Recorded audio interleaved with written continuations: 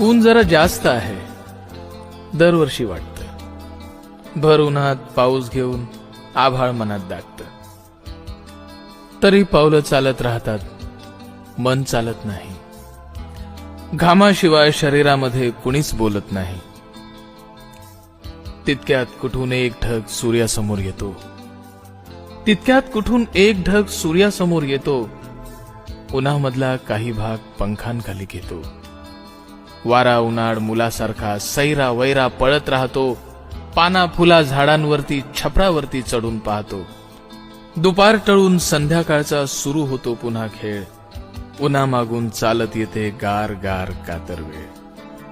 चक्क डोळ्यांसमोर ऋतू कूस बदलून घेतो. पावसाआधी ढगांमध्ये कुठून गारवा येतो.